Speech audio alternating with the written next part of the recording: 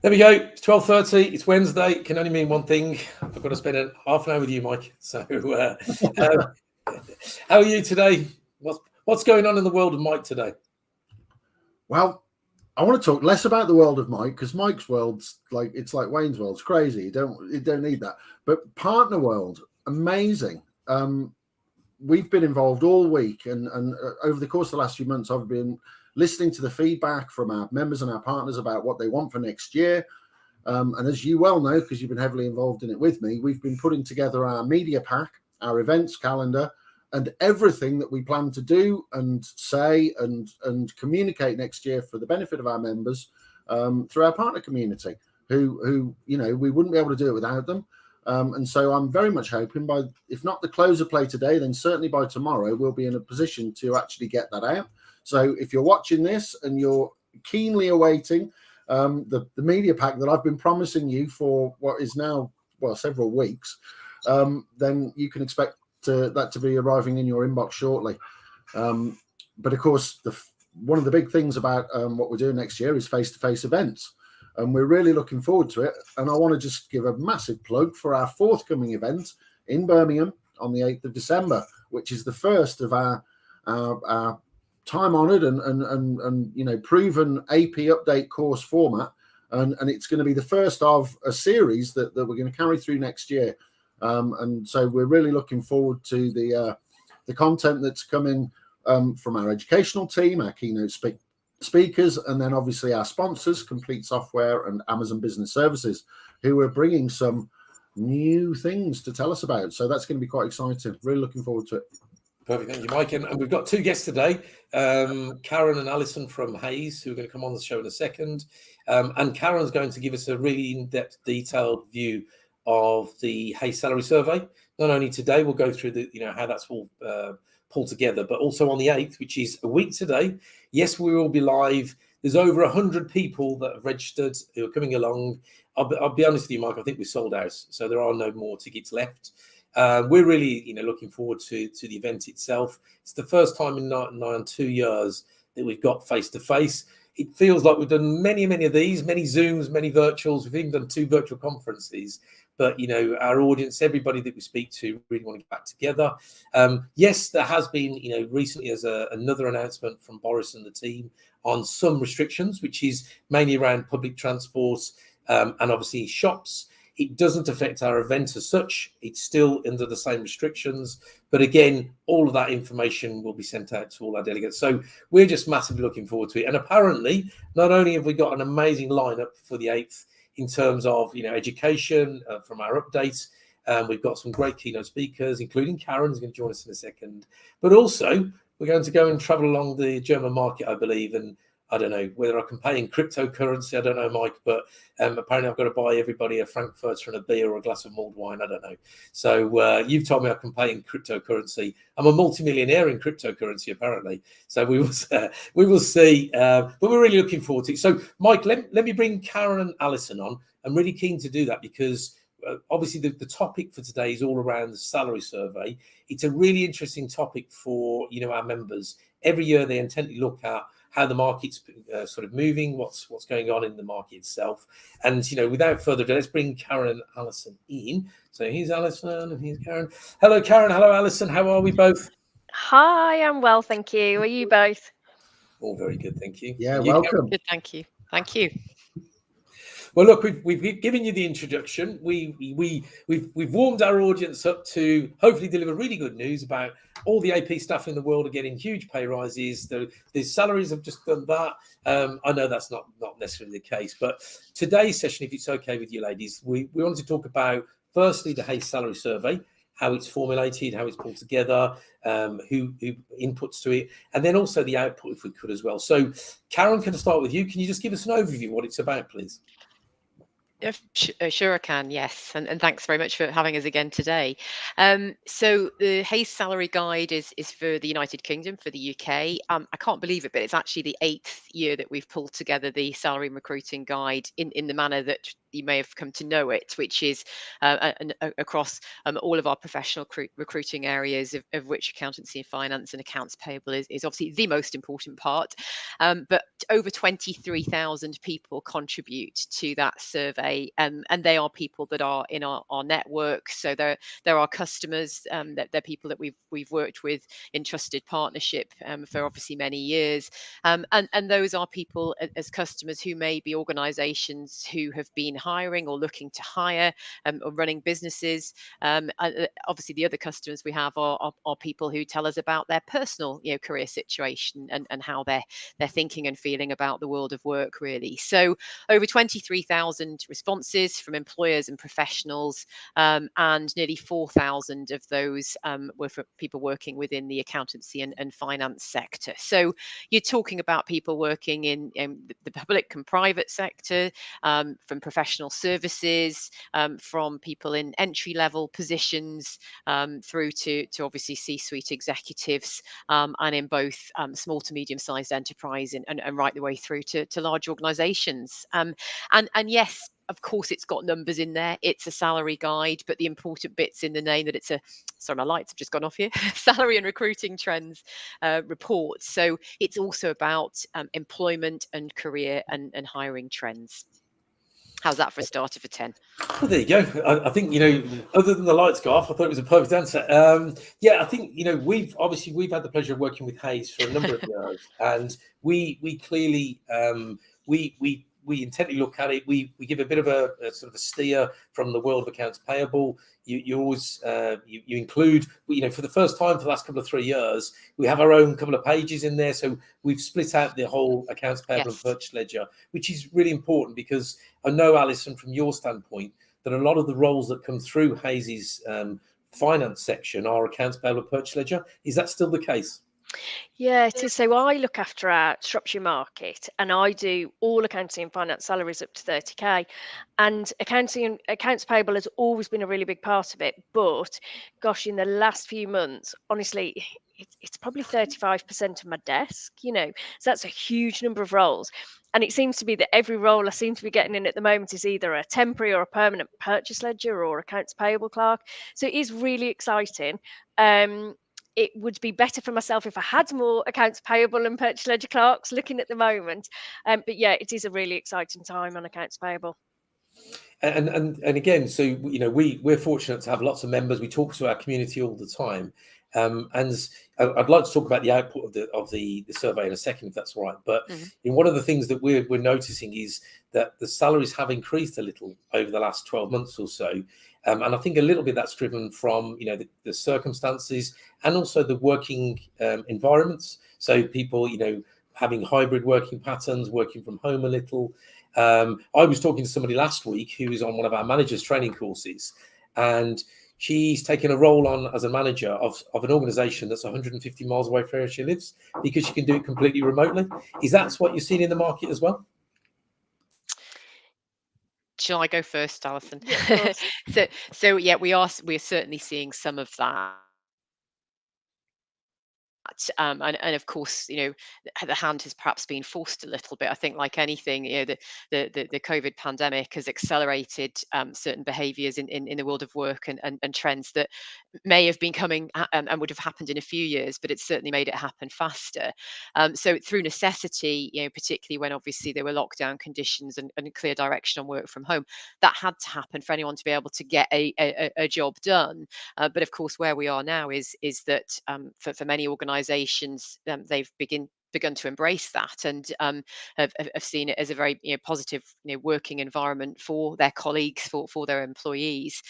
So many have been either putting in place interim working policies to continue that and continue to trial and learn from what they're doing. And some organisations are still in that sort of interim, let's try things and look at how we do things. Some have come out and put things in place for the longer term, and some haven't done anything at all. But there's a real mix out there in the market. But yes, we've got people doing roles that are covering what is a London role sat in Glasgow and vice versa, in terms of extremes. And from your point of view, Alison, I know we spoke a week or so ago about the change. Obviously, there's this big thing that's been pushed about the skills gap, a shortage of skills and the skills gap that we have in the UK. And we're seeing it actually in the world of transactional finance in accounts payable, where roles are becoming a lot more analytical. People are investing in automation tools, they're investing in solution providers, and the skills for the teams that they're going out to get, or the individuals, are starting to increase. And I think you mentioned, somebody that you were dealing with, or a customer of some sort, that is looking at the way they're recruiting, the type of people they're recruiting. Is that right, Alison? Yeah, so one of my clients is a really big, well-known national client, and they've probably got a team of probably over 20 in their accounts payable.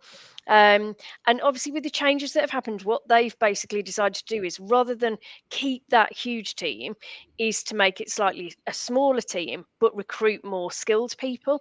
And what they found is, rather than having AP people who do one part of the role, they've basically decided that they need people doing more varied roles, so that they're more skilled, they can jump onto different things, and also to keep those people. Do you know what I mean? Because I think it's all about sort of maintaining your staff as well. And so they're kind of upskilling everybody, recruiting at a higher level. And therefore, hopefully, that will mean that this team is multi-skilled, multifunctional, and that team's happier as well. They feel more valued, they feel like they've got a wider role. So yeah, it's quite an exciting time really on that side of things. And I think you're right. I think the whole thing about the retention side has always been an issue in accounts payable generally, because 5-6 years ago, before the association existed, it was hard enough to recruit AP staff in the first time, or purchase ledger staff, and then you needed to retain them. And it was all about career aspirations, giving them career paths. So we've obviously hoped to hopefully address some of that. So we're working with employers on giving them training, education, career paths as well. But obviously, with the pandemic and people really taking a backward step, step back and looking at what they want out of their careers, and also, our theme for 2021 was doing more with less. So we are seeing lots of employers investing in things like automation and hopefully making things a little easier, so it's less transactional. The great news about that, actually, for our audience, is that the skills are starting to increase. They are becoming more analytical, and we've spoken to many of our members about what's in a job title. So the old days when it was called a clerk, we're seeing a big shift, people moving towards specialist in their title, analyst in their title, those sort of things. And Karen, are you seeing that in the market? Is that what's happening out there at the moment?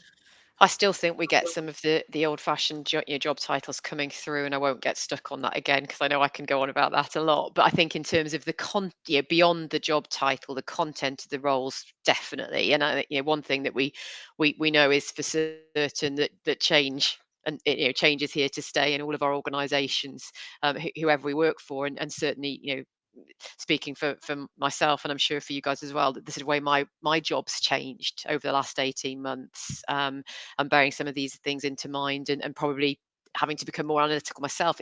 It's just part of the course now, I think. So that upskilling and if you like reskilling is key. So the analytical skills that you've mentioned, but other things that we see, obviously communication skills, the ability to communicate in a virtual environment that we hadn't had to do before in this way, and the ability to adopt change and adaptability. All of those things have been coming through in terms of requirements from employers when they're looking at the skills that they need to hire into their business.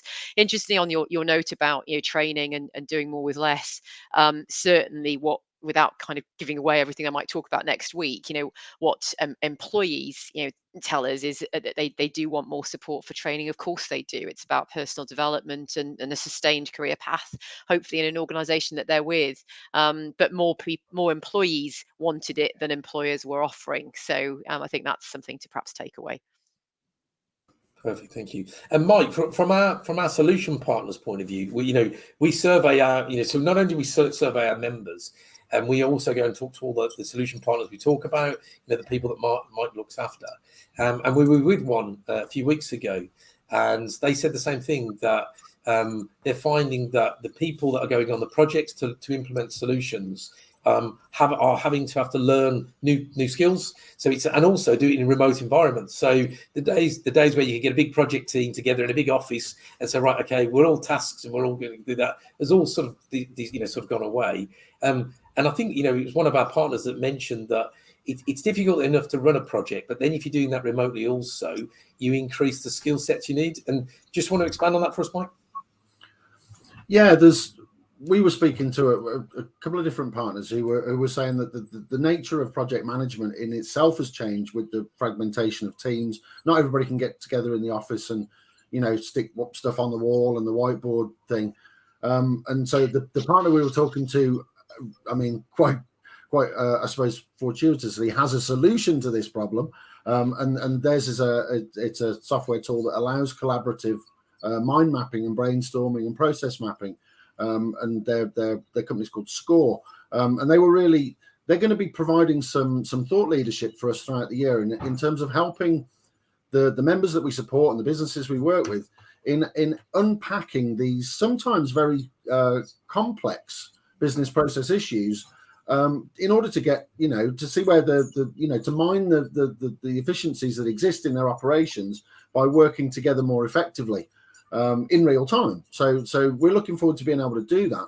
But one of the things that I think is also worth mentioning, some of the feedback we've had from a number of other partners is that the mobility in the vendor suite. So people are seeing the opportunity of change and requiring the skills to position themselves for career moves that are strategic in response to the pandemic and what have you. So people who have the capability to use software suites and have presentation skills, are media trained, all of these things are increasingly more important in the virtual realm. I mean, we're looking forward to get back to face, but there's lots of change and opportunity, and we're seeing it as a positive. And I mean, there are things, no one likes learning new things, especially the older we get. I think I speak for myself, but I think people are actually embracing change more readily because they have to.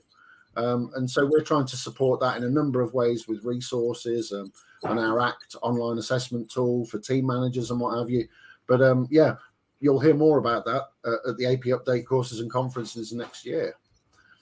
And just on that, I mean, so just so people know, hopefully you'll see a banner down the bottom, the ticker banner. I can see it, so I'm hoping everyone else can see it. If you wish to get a copy of the Hayes Salary Survey, that's the website, hayes.co.uk/salary-guide. So get a copy there.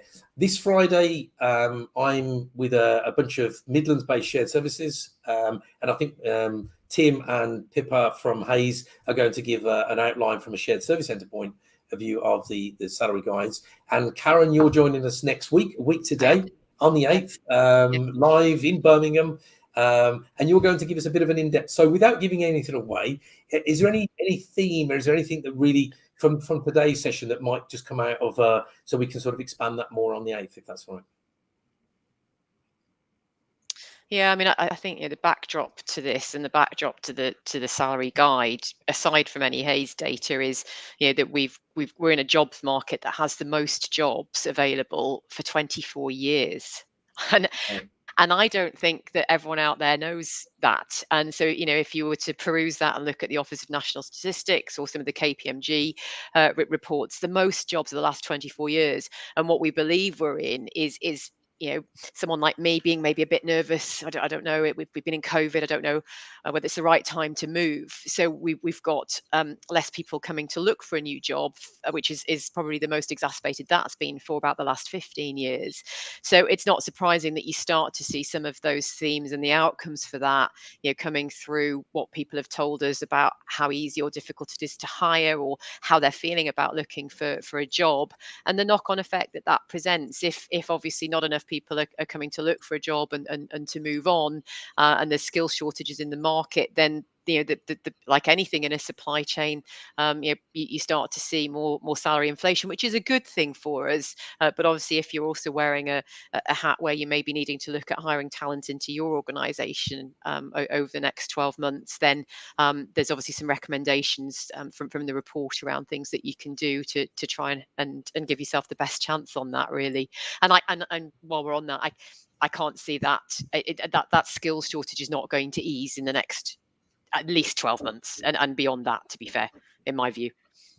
Yeah, and I think you're right, Karen. We spoke the other week, and a big focus for the association for next year is addressing that skill shortage. It's addressing how can we as an industry start to really address some of the challenges that we face. So not only from a manager's point of view about attracting the quality of individuals they need, but also retaining them. So that's all about investing in their talents and their skills, about their training and development. And that's why, over the last 12, 18 months, whilst we've been sort of locked down, if you like, our team have really heavily invested in products such as, I think Mike mentioned it there, the ACT product, which is this online learning development tool, which assesses people's needs and requirements. And then obviously then we can then work with businesses and employers to address some of those training requirements.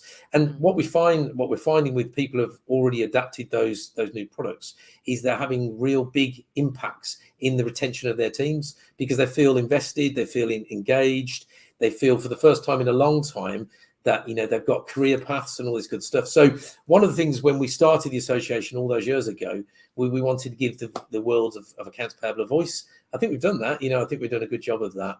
Now what we're trying to do is get employers and organizations to work collaboratively and to really shine a light on all the great work that the organizations do.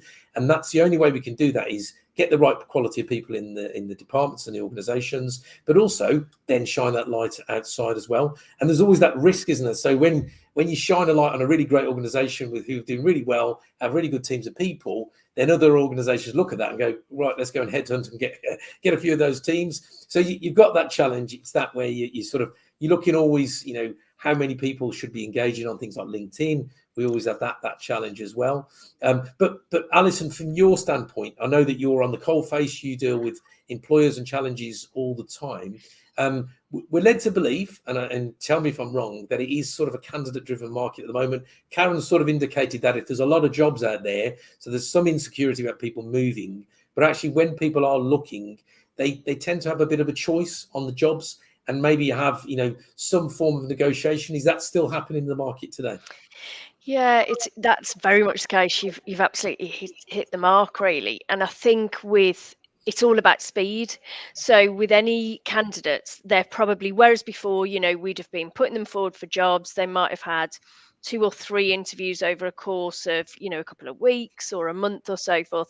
At the moment, you've got candidates who might have 4 or 5 interviews, and of those, they might be getting offered 3 or 4 of them, kind of things. So candidates have got a lot of choice, and it means that from our point of view, we've really got to make our clients aware when they're recruiting. So one of my clients wanted to recruit at, say, 21,000 for an accounts payable clerk, which at the time I'd said, this is going to be really tough because it's really low. And they'd kind of said, okay, we might be able to up it a little bit.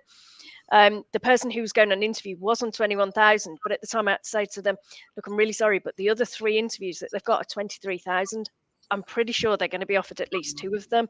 So if you want them, you've got to offer at that sort of salary. Anything lower just isn't going to hit the mark. And so, yeah, these candidates have got a choice. They've got a choice on salary, they've got a choice on hybrid working, they've got a choice on holidays. So it's so important for employers that they make sure that what they're offering is competitive and is the best that it can be. And we're finding now that my clients are having to be kind of as flexible as possible, whereas before they might have said, no, we don't do hybrid working. In this market, they're suddenly saying, I know we've said we don't do it, but we're going to have to look at our policy, because if we want to attract top talent, we've got to offer these things. And so they're having to go back to kind of senior management and say, we need to change our policies. This is what we need to look at. So there's a lot going on, but it's very much a candidate-driven market, and I think it's, if employers kind of know that, and they know that they need to move at speed and be offering the best they can, they've got a much better chance in this market than if not. And just to back you up on that, Alison, we had a scenario with an individual who had 4 job offers the other week, and there was quite a big variance between the remuneration on the basic salary.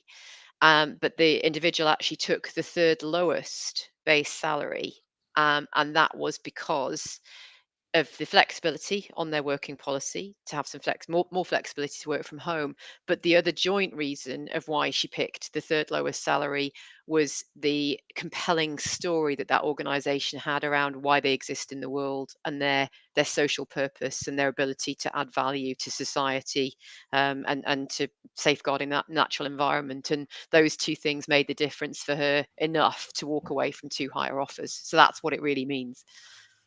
I remember we were speaking just before we came on air about the different strategies that the private sector and the public sector are able to adopt, given the limitations in each. And I believe we're going to be working together on a bit of a roadmap document that helps the public sector really maximize the things that they can offer, which maybe the private sector doesn't have access to in terms of their USPs or the EVP for those environments. And it's not just about the baseline salary, because those are, they're fairly strictly banded according to grades and what have you, and progression and that kind of thing. And so Jamie has been active ever since the association started to raise the profile and the voice of the AP community, and to whatever we can do to help raise the profile of those accounts payable teams within the wider transactional finance space within local government and public sector. I think it's just going to help reinforce the real value that they bring, and we're going to be supporting that next year, I know. So keep up the good work. And before we sign off, because we are coming close to time, just very quickly, Karen, would you tell us about what you're doing for end youth homelessness, please? Because I know you've been very busy recently, haven't you? Oh, yes.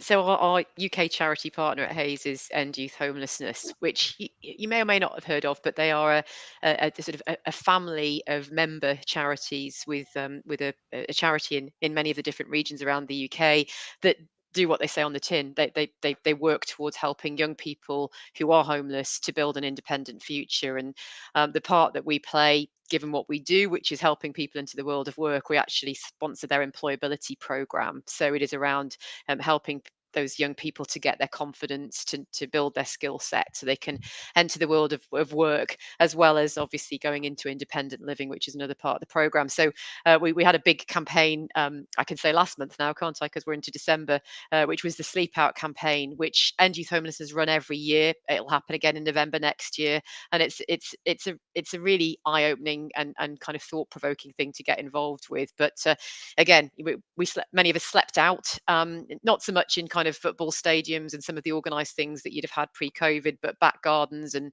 all sorts of places, and raised some money for that. And hopefully, well, I think the outcome of our fundraising, over 1,000 hours of job coaching for young people, 924 nights of safe, warm sleeping, particularly at this time of year, so pertinent. And just under 20 people will then be able to have a chance to go into a home of their own. So it's kind of an example of that purpose point I was just making, that if you're doing things like that as your organisation, but you can't up your budget, talk about them at interview, talk about them through your talent acquisition, and you could really make a difference. There's no shortage of good people, and it's just getting them into the right career path, isn't it? A lot of the time. It is. And then giving people an awareness of what the real benefits are in the AP world for a really good career with really good progression and long-term growth prospects. Jamie, anything more before we sign off? No, firstly, well done again. Thank you, Karen and Alison. You can hear now, look, knocking. They told me I've got 30 minutes to do a live, and then they'll start knocking the building down. So my apologies, ladies. That's builders. Don't know what they're doing, but they're knocking. Thank you so much for joining us today. I know you're both going to be there on the 8th week today. We'll, as I say, I'll promise to buy. I know, Karen, you might have to shoot off a little early, so we'll make sure you looked after. But we're really excited to get the results from yourself on the 8th. We're really excited to get everybody back together on the 8th as well. Looking forward to it. Thank you both so much for today. No doubt we'll have further sessions with yourselves next year. And if I don't speak to you before the 8th anyway, Merry Christmas to you both, and we'll catch up again in the new year. Thank you all. Thank you. Thank you, everyone.